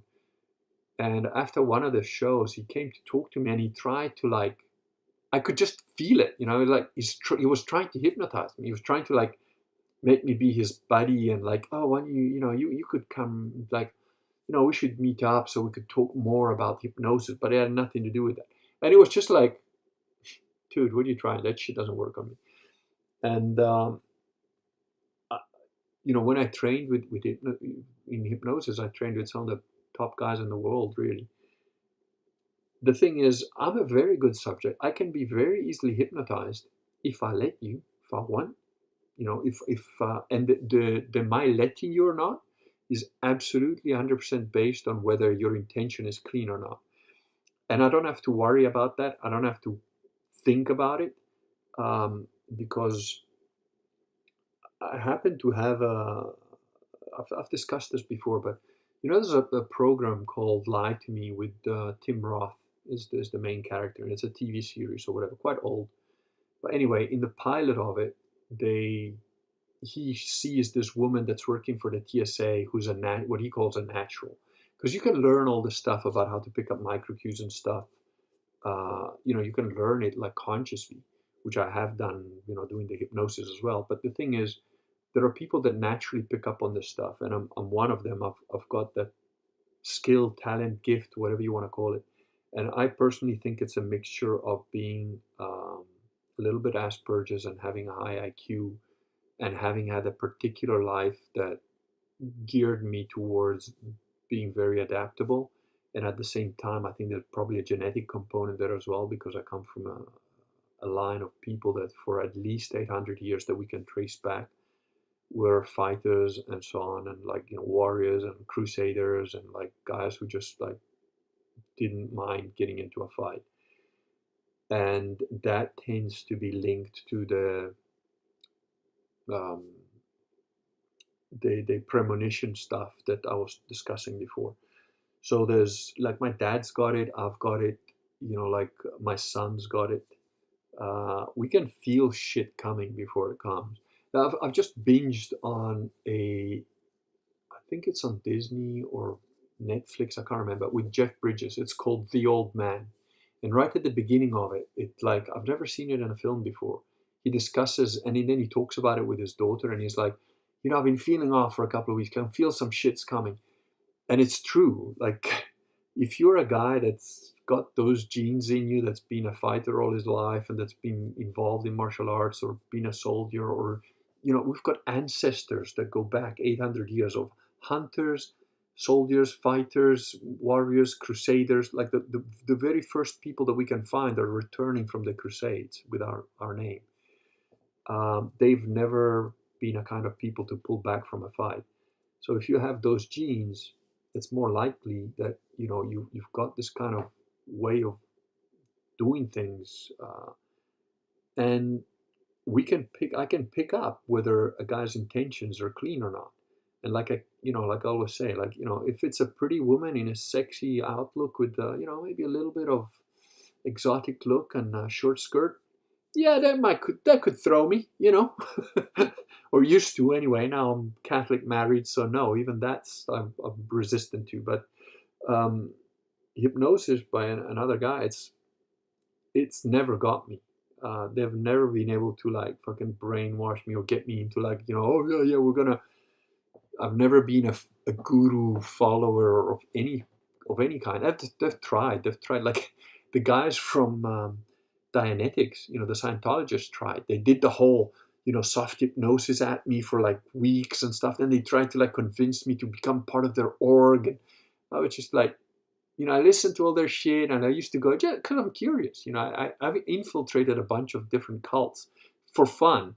Used to go in there like, then these guys like spend till 4 in the morning trying to convince me to join their org. And I was like, all right, I listened to all your shit, and it's a bunch of bullshit, isn't it? You know it, I know it. Oh, maybe you're brainwashed and you don't know it, but this is fucking horse shit. And I just walked out.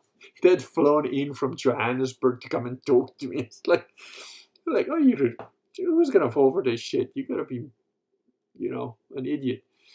So,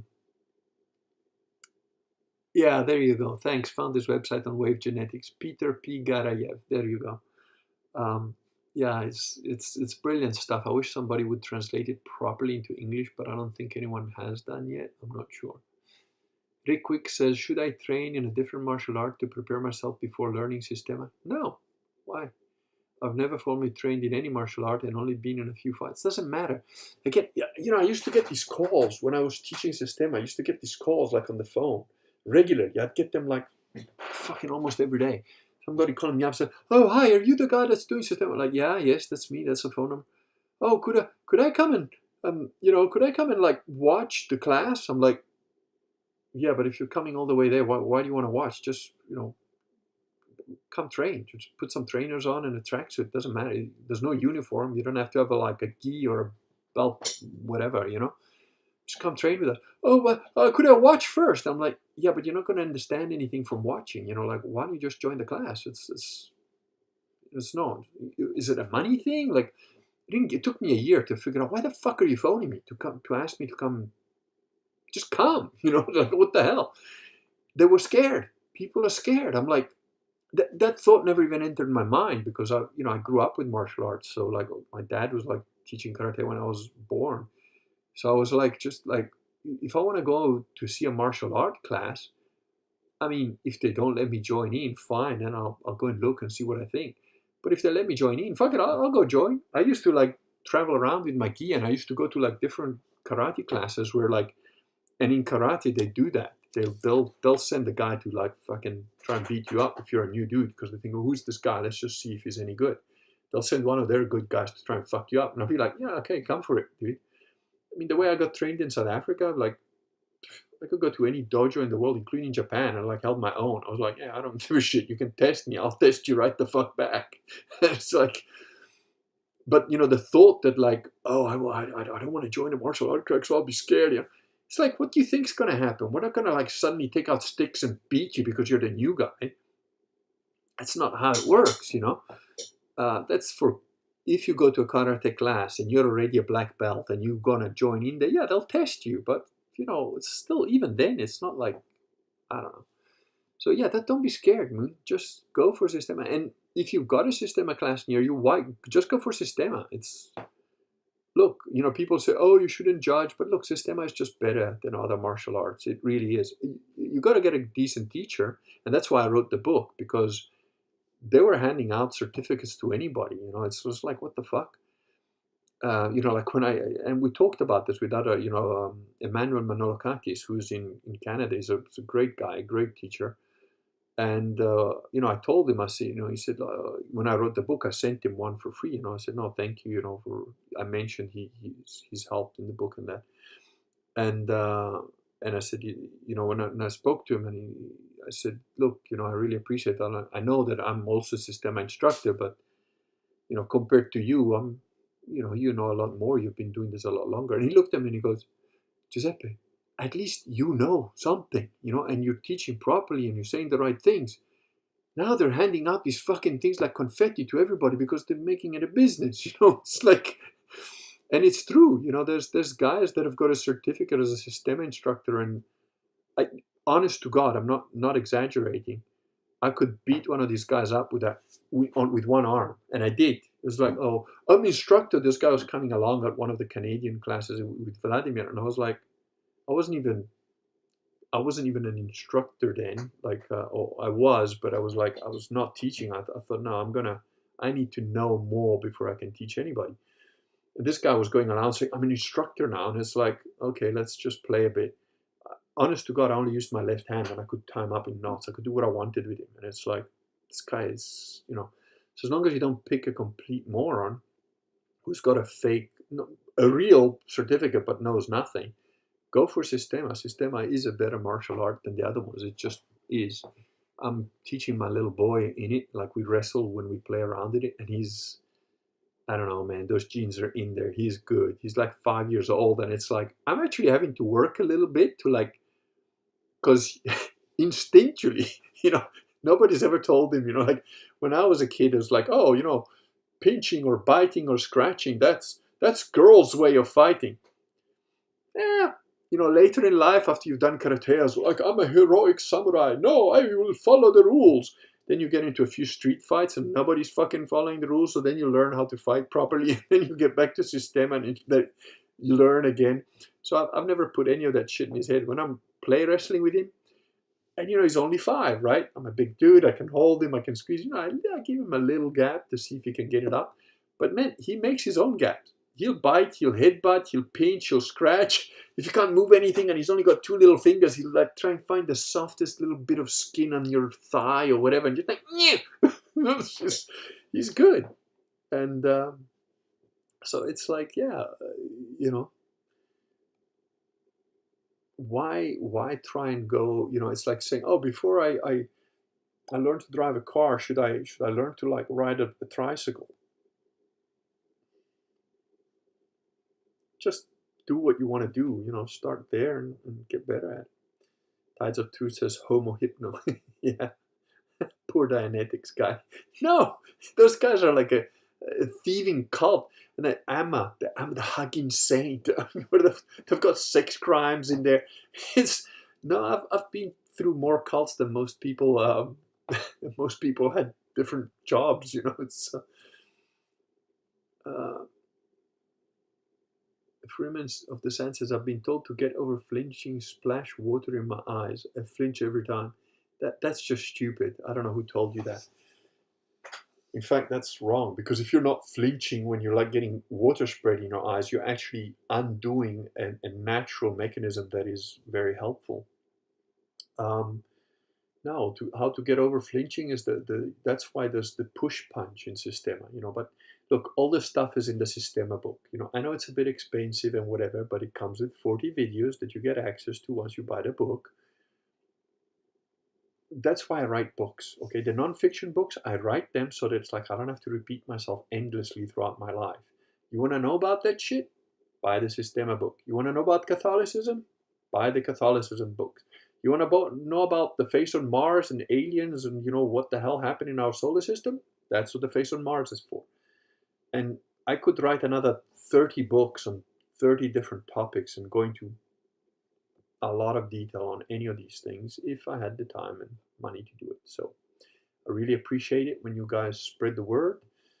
Those of you that know where actually, I'll tell you what, I'll try and do that right now if this thing doesn't bomb. Exactly. Flinching has saved me from losing an eye to shrapnel before, says Honda Bear. Absolutely correct. Flinching is it's a natural thing, and you shouldn't.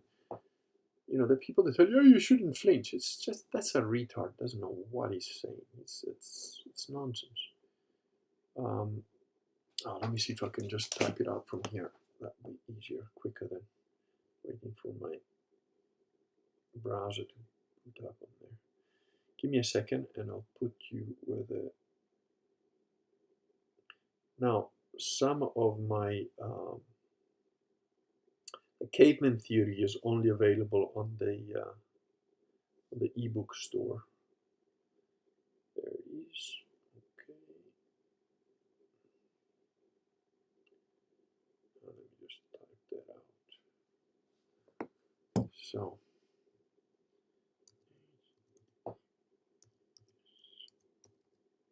Oh, come on. Get in there.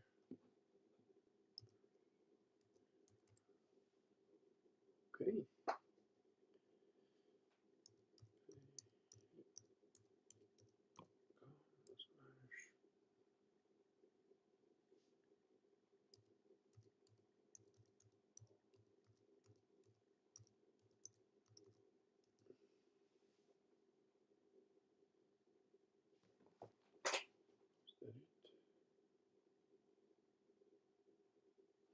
Yeah, that's it.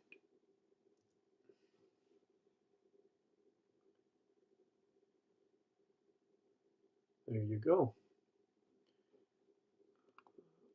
Yeah. So that's the link to my ebooks. But the Face on Mars and the Systema book are not on ebook format, just because converting them is a huge job.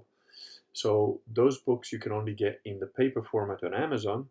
And Caveman Theory, on the other hand, is not on Amazon because it's tells things as they are. So don't want to get canceled off Amazon. So if you want to buy Caveman Theory, which is about relationships, meeting, how to get on with women, whatever, that sort of thing, that's in that's only in the store there. So Caleb says, I have a Novus Orco friend. I may buy him a copy of Believe and Reclaiming the Catholic Church. Yeah, start him off on Believe first, because Believe is easy to read. It's digestible. It's a 2-hour read. You can read Believe in 2 hours, and it's changed a lot of people's lives and attitudes. And then if he Reclaiming the Catholic Church has got, no one has been able to respond to that book, including sedevacantists like Bishop Sanborn that have deviated a little bit from canon law in certain respects. No one has been able to show that anything I've written in Reclaiming the Catholic Church is not correct. And there are all the so-called objections to sedevacantism have been addressed in that book. There's no one that's had any valid way to take down any of those things that are put in there. So it's a good book for somebody who's interested in Catholicism, real Catholicism, and this the history of it, how it got infiltrated, why it got infiltrated, the heresy that is in Vatican II. Every single one of the 16 documents of Vatican II I discuss in that book, and I point out the heresy that it's got in it. Why the fake popes are not popes, why the fake bishops and fake priests are not bishops or priests or even Catholic. It explains everything. It explains why it doesn't matter if there are no valid cardinals left. You could still have eventually a papacy down the line. You don't need cardinals to vote in a pope. In fact, you don't even need priests or bishops to vote in a pope, because in the old days, some of the people that voted popes in were not even ordained. And the past cannot be invalidated by the future or vice versa. So, the rules of Catholicism have been the same for 2,000 years. What the Protestants lie about, and they say, oh no, Catholicism has changed the rules. No, no, they haven't. Now, what happens is like, you had the tradition of the Catholics that put the Bible together, then you've got the Bible, and then you've got the papal encyclicals and so on. But what are the papal encyclicals, doctors of the church? The 12 volumes of Thomas Aquinas, like questions and so on. Well, it's like, you're like a caveman that doesn't understand maths even exists, and then he discovers the wheel and 2 plus 2 is 4. Well, if you go a little bit forward, the fact that you now have a wheel means that eventually you're going to have carts. And eventually you'll have cars. And eventually, because a wheel will take you through things like from the wheel, you'll go to gears. Gears will make you go to wheels that work by themselves and so on. So, it's a cascade, right? And it's the same thing with the Bible. Like, purgatory, purgatory is just a made up Catholic thing. It's in the Bible. That's why I say Protestants don't read. And those that do read don't think. And those that do read and think don't comprehend. Because it's literally the purgatory is in the Bible. Look it up. It's in there. Oh, but it doesn't say purgatory spelled out purgatory. It says you have to go through the fire and only the gold is left after you die. It's like pretty clear, really. It's like, oh, but the Trinity is not really. The Trinity is in the Bible. It specifically says these three are one. God the Father, Jesus the Son, and the Holy Spirit. These three are one. It's in the Bible. It's really, like morons like the fake religionists like Owen Benjamin or whatever, they're gone like, oh no, the Trinity is not. It's in the Bible. Read it. Just read the damn thing. It's like, enlist henchmen. Yeah, that's what I've been trying to do. National Ignatius says sometimes I think we already are in purgatory. Yeah, I know what you mean, buddy, but the beauty of the human condition is it can always get worse. And it usually does. Oh, pardon me. Coffee must be wearing out.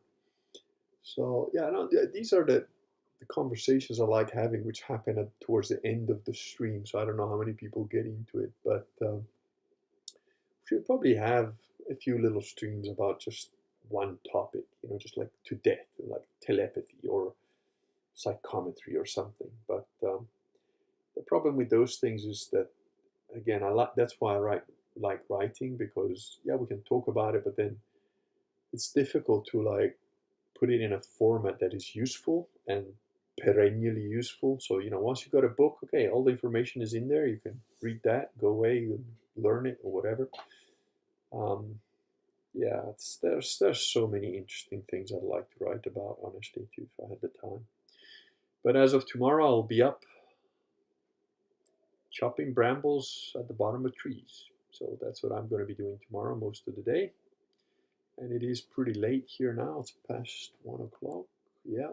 So thank you all. I know that it's actually a lot more of you have come in recent just now. So okay, I'll give it a little bit longer. If you guys have comments or questions or a topic, if you have a topic you want to talk about, especially if you're a paid subscriber, we will talk about that regardless of what it is.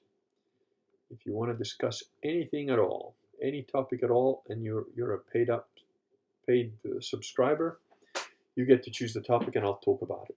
But even if you're not a paid subscriber, today's stream is a free-for-all, open to everybody. Oh, we got our one thumbs down. We got our regular one thumbs down dude. Started hate listening again, I guess. So yeah, I tell you what, guys, I've got a bit of coffee already ready downstairs. I'm gonna go fill up my cup again. You fire out some topics, boys and girls, and I'll come right back. Konnichiwa from Japan.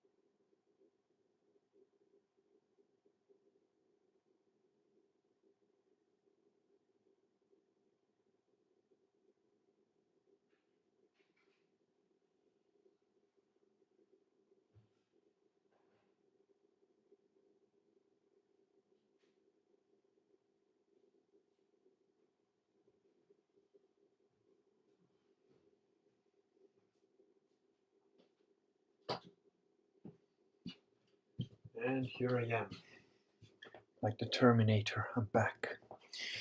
And there's still 20 something of you, excellent. All right, let's see, questions. I'll start from the beginning here. When you log off, I'm way late. Doesn't matter, dude. Fire out any questions you have. If it's something we're already done, I'll tell you. Honda Bear, on the topic of chopping, do you have a preferred blade steel for either folding or fixed blade knives?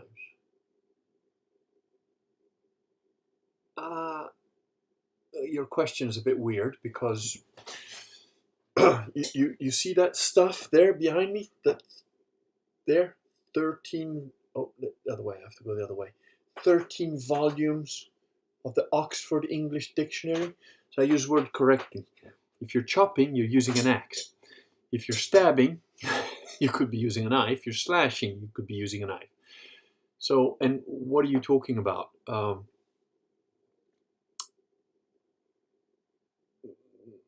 What am I chopping? Because with a knife, I'm not really chopping anything. I might be slashing, cutting, or stabbing. And if we're talking hypothetical, as a weapon against bipeds, I prefer a fixed blade. Either it can be a folding knife, but that locks, or a fixed blade. Actually, I'll show you. Here you go.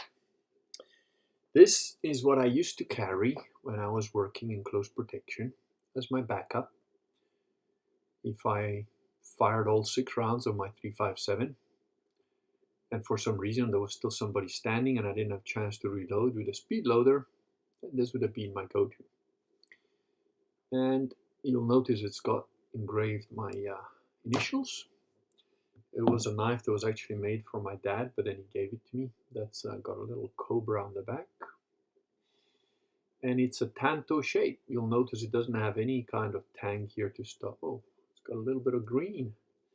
Better give it a clean. It's been, yeah, it's been sitting there.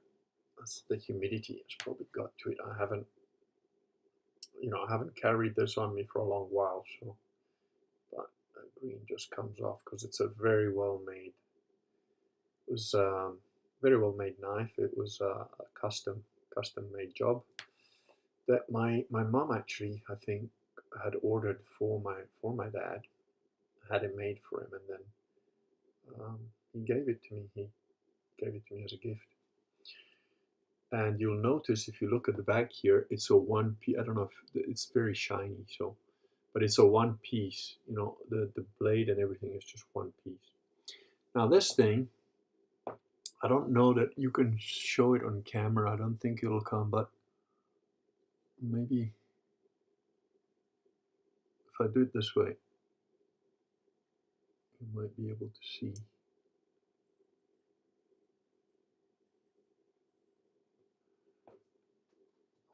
There you go. I don't know if you can see it on the camera actually. Not really. But maybe on this here I can. You know, you can actually, yeah, this maybe you can see. Can you see my hair there on the blade at about there? Those little things, they're not marked. That's my hair. You can literally shave with this thing. And the way I carried it would be, you know, it was in my belt, and it would, like, you just pull it out. And the way I would use it if I had to use this, I don't need a tang because it fits just perfectly in my hand like that. And this is how I would, you know, there you can slash, and you can have it other way. You know, you can pull back. So doing Sistema, for example, you would either slash on the way out or stab on the way back in. Or if you have it the other way around, you could like punch past somebody, and then when you hook, you can hook and cut on the way back. But, you know, this is all hypothetical, of course. So that's my preferred knife if I had to get into that sort of situation, which I would try and avoid as much as possible.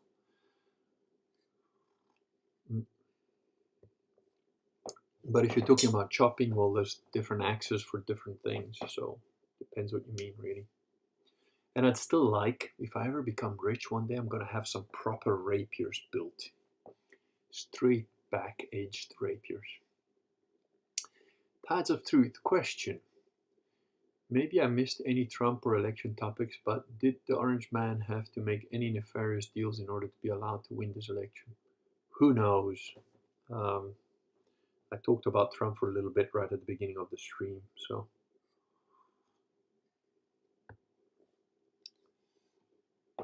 Is knowing what someone is going to say and do precognition or just a result of knowing them well? Depends. It can be either or. Precognition is something different. Precognition is, I had it happen to me a few times that actually saved my life. I had a flash, an image of a guy coming up behind me to stab me, and I turn around and, like ready to punch and block, and sure enough, there's a guy coming at me with he just covered his hand under his jacket, and I kept looking at him thinking, oh, yeah, come, you and your mate, and they just deviated. And I thought, maybe I'm just being paranoid. Not even half a minute later, my brother comes running up to me, his eyes like dinner plates, going, where did you get stabbed? I'm like, what are you talking about? Somebody told me that you got stabbed. There's somebody here that stabbed you. They wanted to stab you. Like, I was like, nah, no one stabbed me, but I know who it was that was thinking about it. And I had my back to this guy. It was precognition there.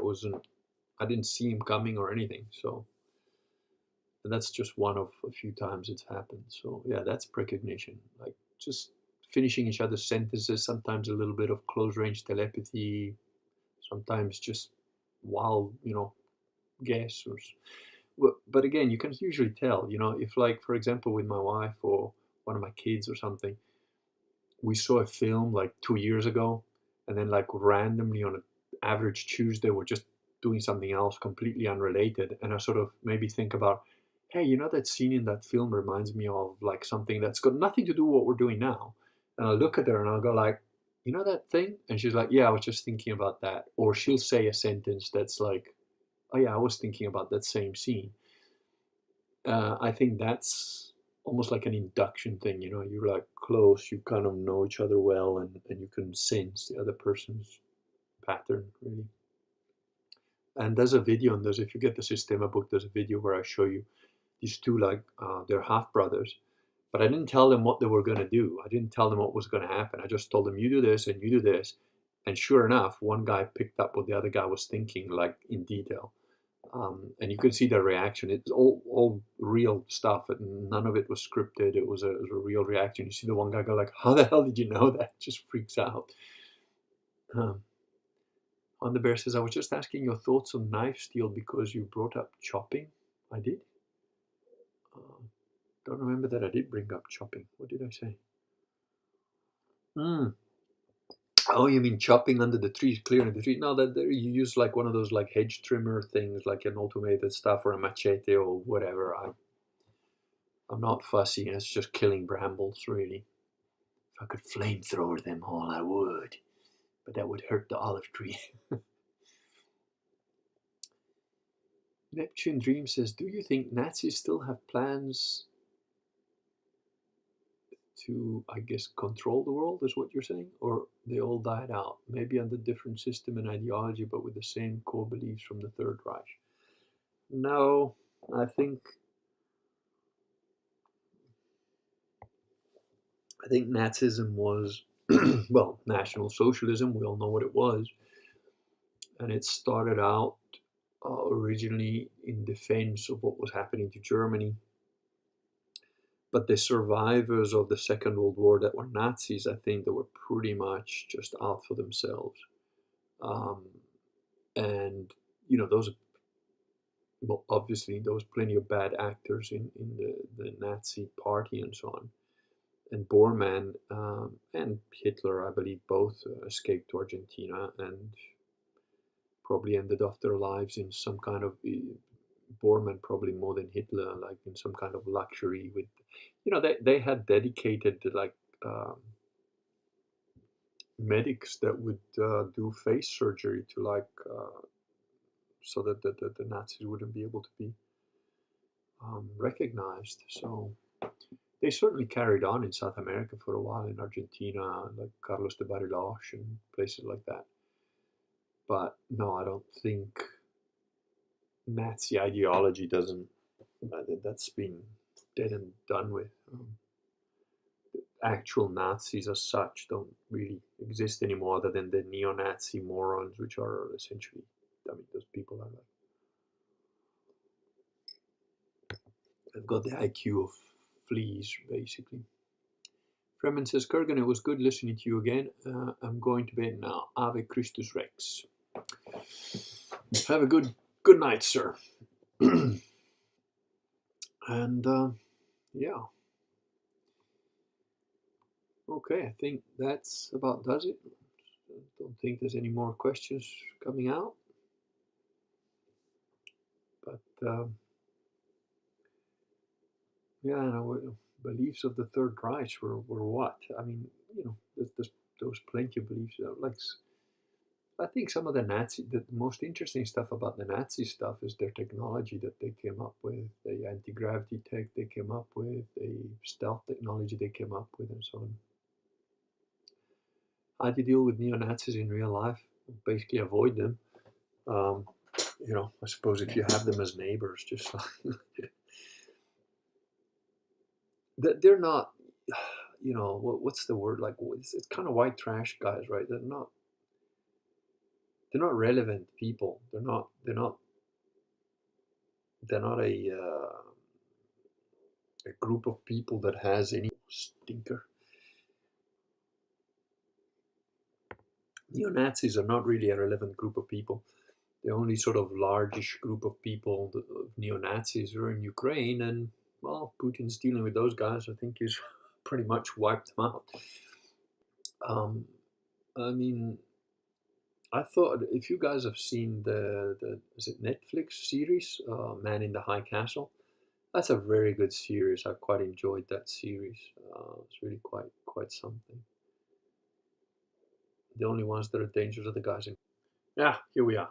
Yeah, I think I am going to call it a night. But basically, I was saying, yeah, neo Nazis are like any subculture of like basically low IQ, like people are they're not really a relevant demographic. You know, they're just, they can be dangerous, just like any gang can be dangerous. Any like random low income thuggish type of person can be dangerous, but you know, they're not they're not a force to be reckoned with. You know, they're not. I think like feminism is a far more dangerous ideology than Nazism in today's day and age. You know, it's like feminism is certainly causing more damage than Nazis. You know, there aren't any left really, and the ones that are left are sort of like confined to, you know, whatever white trash, like caravan camps or something. I don't know, but yeah. Anyway, guys, I don't think there is any girls, but if there are, I'm gonna wish you all a good night. It's pretty late now, so I'm gonna hit the road, or the sack rather, and have a good night. Thank you all for being here. The blog is, you know, in the notes to this video. That's where you go to catch up with my blog for the moment until we get it back up. But yeah, thank you all very much, and have a good night, and God bless everyone.